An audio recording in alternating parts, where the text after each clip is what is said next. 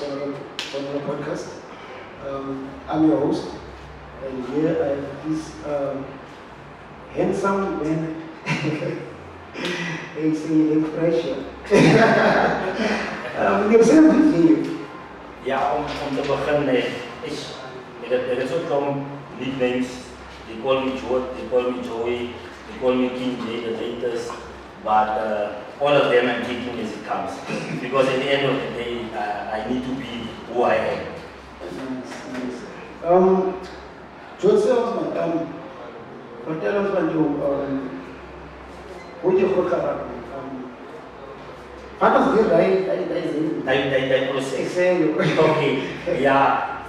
Om mee te beginnen, het is moeilijk, want aan het einde van de dag is daar baie mensen waar je van buiten af kijkt en dan weet hulle net, want dat is mensen maken ons altijd judgments, dat is mensen wat die willen vragen wie je is. Maar om een kort story, om een lange story kort te maken. Ik is normaal geboren, dat is punt nummer 1. Ik is normaal geboren op ouderdom van 3. Hij heeft een polio gekregen. So dat is baie mensen wat denken was een accident, dat is baie mensen wat denken ik is zo geboren, maar zoals ik zei op 3-jarige ouderdom met een polio gekregen. En op dat moment heb ik ingegaan naar het hospitaal toe. So met andere woorden, wat actually gebeurde in het hospitaal, het hulle mijn linkerbeen, dus ook mijn linkerbeen korter als de rechterbeen. Want hulle het mijn linkerbeen omtrent zo 5 centimeter, moesten ze die been, ook aan die knie, moesten ze het gesneden, omdat het omtrent 5 tot 10 centimeter was van grijs. En dan had het weer bij elkaar gezet. So met andere woorden, zodat het groot geworden het mijn linkerbeen automatisch stadiger gegroeid als mijn rechterbeen. So which means at the end of the day, the left leg was shorter, was iets vinniger gegroeid. En zo is het groot geworden. Maar wat voor mij die wonderlijkste was van alles, en dat is ook ik zeg, it's easy to talk about it. Because when I was in hospital, there was this day, then the doctor called my mom. And the doctor said to my mom, listen, like today, if you don't come today, as in vandaag kom, tomorrow your child won't be here. En dan op hetzelfde ogenblik, mijn ma toe deur gegaan, pastoor, je kent ons groot mensen. Kijk, ons wordt ons maar groot in geestelijke huizen. So mijn ma heeft gegloeid aan die pastoor. Pastoor samengevat. Kimberly toe, en Kimberly gekomen, en die did the prayer. So that was actually where the miracle started. Because it turns. Ik heb een circulatorie.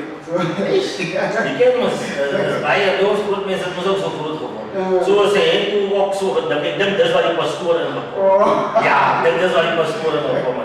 So then things changed. So they couldn't sleep over in Kimberley the same day they came back.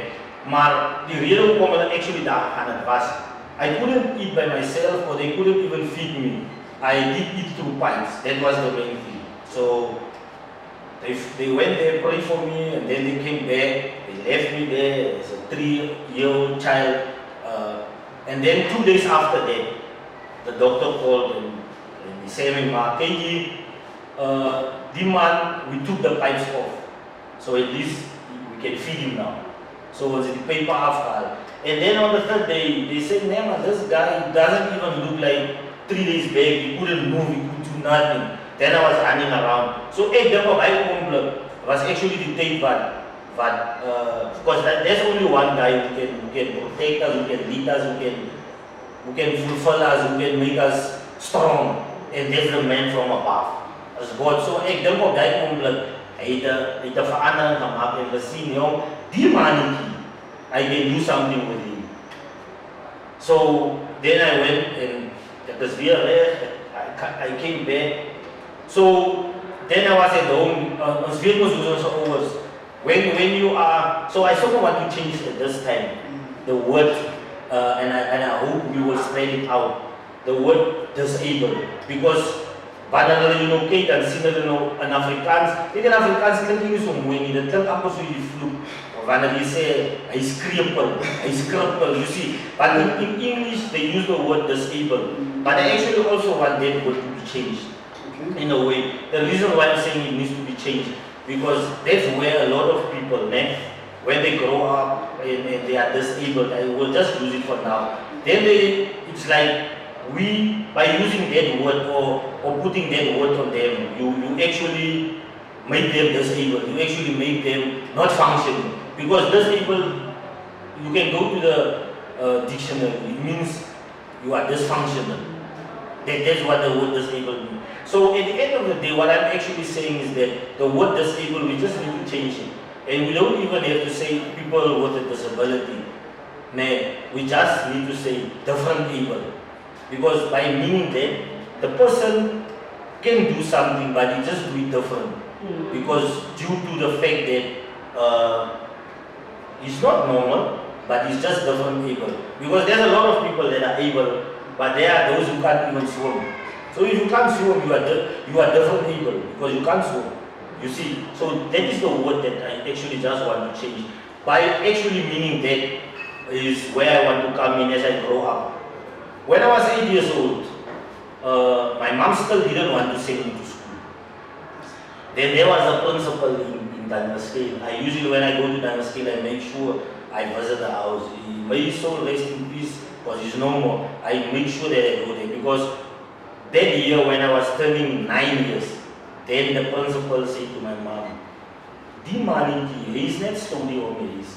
These are gaan school too, whether you like it or not." You see, so, and my mom still doesn't want. Then he said, "No man, nothing will happen to you, because as that inheritance is what will follow or sport, I'll be the one there, because I'm the principal of the school. I'll be now his protector." So which is also now a second somebody that was especially came into me and give me that boost. Not that my mom was not. The thing where it comes now in, my mom was giving in and said, "Okay, I'm giving it over to him." So then I started, and then I went and, so yeah. Same, the school also challenges in the in the process of the anchor. So obviously, ja, dat was baie. Dat was, om eerlijk te wees, dat was baie challenges. Dat was daar, ek het gevoel, moet maar los. Maar wat een keer ook gebeur het ek 'n vriend gehad, wat saam met my skool toe gegaan het. So, wat het hy gemaak om dit net makliker te maak, especially in grade 1, 2, 3 en 4. Het hy begin met sy fiets school toe gegaan. So, through that, he gave me a lift to school. So it was like a distance. Let me say I was usually walking to school from, I'll say from here. Then I was supposed to walk like to Ratamtuto. Yeah, that was the distance. So I was still young. And so then he was start using his bike. So through that he was helping. But then I went through. I go on, people, they will spot at me. But you know what is it? I have to look over it. Because if it was a time, especially when I was in school, because there's nobody in school who wasn't spotted there. All of us, as we are sitting here, people were spotting at us. Although people are able and different able, they will spot at you. So it will, at that time, depends on what you are doing. So then I grew up, and then I went Cape Town. I was in Cape Town almost for 4 years. Came home twice. But then, where it actually came, when I came back, and I went to high school at Lund Club. No, at Lund Club was another challenge, because now it was upstairs. So what actually happened? I looked it up, there's no chance, I have to go there. So then I was having just one friend there.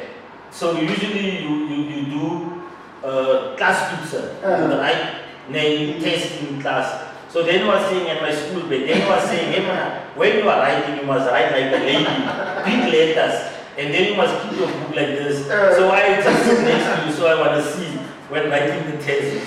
Because if you don't do it, I won't help you with your school paper. You see, so those are the, then I just have to do it. So you want to take tender for you? Yeah, I take a tender. So that was the thing. But what I actually want to say at the end of the day, it's first the Lord came in and he came into me. So it was at that time He gave me the strength. But at the end of the day, my mom was still there. She never gave up on me, and she was still there. But then I went into the castle. So guys, it is a Boesman man. But most of my friends, is darkies. I make sure that even if you say today we need to go to Cape Town, I'll tell you guys we need to make a turn there in Guguletu because that's where I love the darky cars, because there people are friendly, or because they are talkative. You know, in Zoo, if you go and look for me, you won't find me in Verhalia. Even most of the time when you look for me in Portsmouth work, you must first start looking in Luchoko. That is where you need to start looking for me, because that's where my people are. I usually mix with them. Even when I was in Wolifantzoek, most of the time I've grown up there. But the problem in Wolifantzoek is the people don't speak Setswana there. The Setswana people, they speak Afrikaans. Strictly Afrikaans. So in Luchok, Bamisa, whatever you see. So through that, I was also learning the language. And once here, so I'll say the people around me. That's why they say, in most cases they say, connect with the people that's going to take you to another level. So for me, with my disability, I was connecting with people that was not ashamed of me. That is one thing. I was with people that was not looking at me and say, sorry for who you are, how you are. So in the end, when they were looking at me, I was just as they are. So they didn't have that. So that was giving me the strength at the end of the day. And the one story, and that was where I also say my breakthrough came. It was when I was in Cape Town. I had my main doctor was a specialist named the beer. So he went to Joburg. So then you have these smaller nyanas. They are the ones that always want to make you they test on you when they start to So then he said, guys, if there's anything you want to do with him, you must first come in connection with me. So what then happened? When he went there, then he said, no, I'll talk to you. So when he came back, at that time I was using crutches and I was using a wheelchair. So those were my things I couldn't live without it. I was always using it.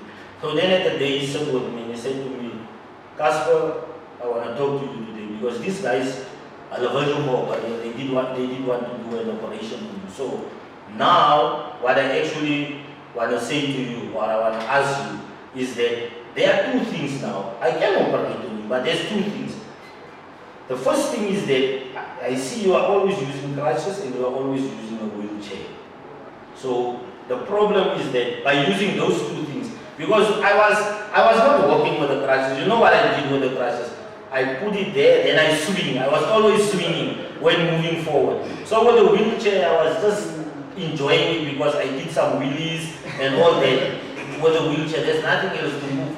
So then he said, those two things are actually disturbing you because you are not using your body downwards, your legs, you are not using it. So at the stage, it will come that you can't walk anymore. So that is the one thing. So if I take that away, then there's something that you need to do. Because if I'm going to operate on you, what's actually going to happen is you'll use for the rest of your life a wheelchair or crutches.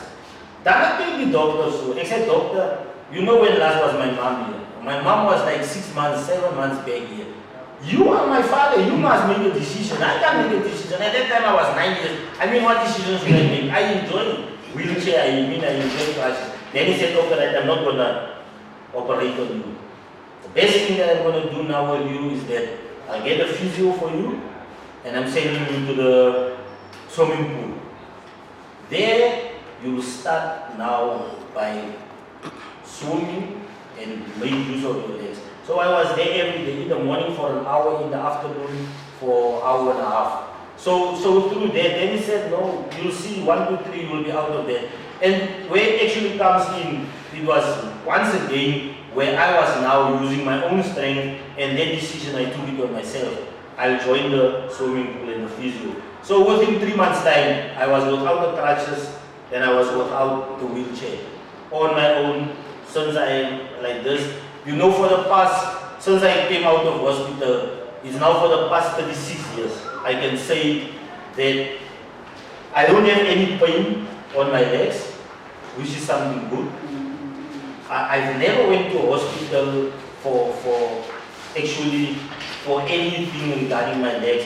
I make sure that I go once a year just for a full check and all that. But that was actually so. In a time, I would say, without the crutches and the wheelchair, it was actually where I made my own decision through the doctors for management by not using the crutches and the wheelchair.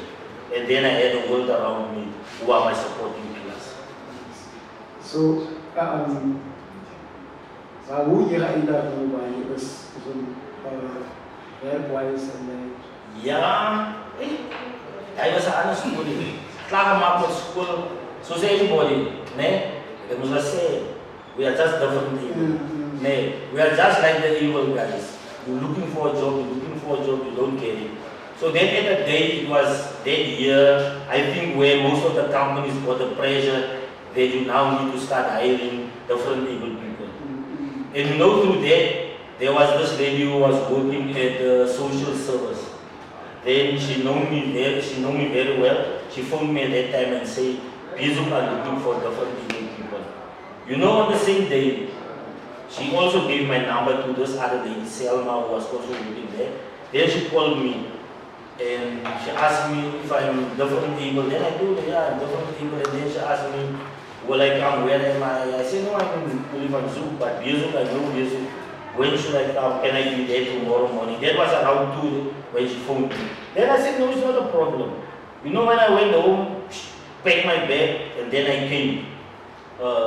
That afternoon I was hitchhiking. You know, hiking was not like these days. So from there it was like an hour, then I was here. So the following morning when they opened the offices, I was there.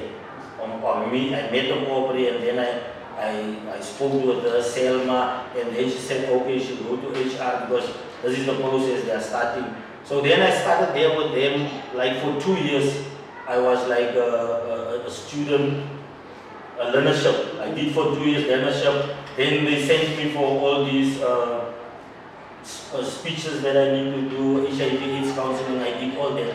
Through that, it was actually that time, remember, 2000, 2001, it was actually basically where South Africa was really now putting a lot of effort into HIV/AIDS awareness. So then I was running that in the schools, all the schools around here, mostly 2001 I was running around here. In Kuruman I was a lot. I almost did like 22,000 to 23,000 school children in Kuruman. Because all those schools I was there, Hamupedi, I was even at Khanyisa in Freiburg, but Tsineng, all those places I was there, Churchill, all those places I did. The primary school and the high schools, I did it at that time, awareness. I was even doing my learnership. I was working for 6 months doing awareness underground in Black Rock. Yeah, so from there I was working myself up. Then at a stage I was a computer facilitator, and through that then I was seeing Neman. But actually the computer facilitator is not where I am. I need to be with people, I need to work with people, I need to speak with people. So that is where I went now back to the wellness, where I'm now with the peer educators and then doing awarenesses. So for me it's like, you give me something and then you say to me, go and present something, I'll do it anytime. Speaking to people, because at the end of the day, it was not actually me myself who changed my life, but it was the people I was around with. In the kasi, at the company, wherever I met. But I made sure that if I'm going to a place, I must meet somebody there because I never know where I'll end up. That is the thing. So, I said, as a very careful, you said disability as a cause or ideally polio in Spain. Polio, yeah. So, what's the advice over here thinking as a ja, wat ek nou kan sê, dit is iets goed, dis goed dat jy nou sê ons gaan recap dit weer. Wat ek kan actually deurgee is dat as ons kinders het wat moet deurgaan om polio te gaan kry, is baie belangrik. Dieselfde ou Dr. De Beer, wat my specialist was, hy het my duidelik ge-advise. Toe sê hy my, as my ouers geweet het, wat actually belangrik is, hy sê vir al vanaf 3 jaar of 2 jaar, tot en met 7, 8, 9. Maar hoe kleiner hulle is, if you can buy them bicycle, because they need to move around a lot, they need to make use of their legs a lot, because mostly dat gaan in by die spiere. So as jy 'n fiets het en rondring met 'n fiets, dit is maar net die beste vir 'n kind. Maar van nou daar's baie van ons ouers, as jy kind 2 jaar oud is en jy soek 'n fiets, hy fiets is 3 dae as hy fiets uit mekaar het. En jy soek weer fiets koop hom, want aan die einde van die dag is die beste, as jy weet vir al die polio wat ons speel, en jy doen baie beweging met sy voete, nee wat dan gaan nie. So dit is wat die dokter sê, so that's also my advice. If you can buy the child a bicycle, very much important. En aan die einde van die dag, as het weer daarna kyk, dan kan jy ook die kind leer, sodat jy groter word.